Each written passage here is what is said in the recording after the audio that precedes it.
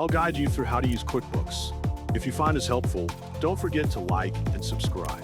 First, open your browser and type quickbooks.intuit.com. On the homepage, click the Login button at the top right. Then choose QuickBooks Online. Enter your email address. Press Enter. On the left side of the screen, you will find a navigation menu with all the tools offered by QuickBooks. First is Dashboard, where you can customize shortcuts according to your needs. Click the pencil icon to edit, and once finished, click Save. Here, you can also view your tasks, profit and loss, expenses, and overall cash flow. Next is Transactions, which shows all your financial activities, including both bank and app transactions. The Sales tab allows you to view an overview of your sales data. Then, in Apps section, QuickBooks provides a wide selection of integrations to help support and grow your business. You can explore by scrolling down or searching in the bar.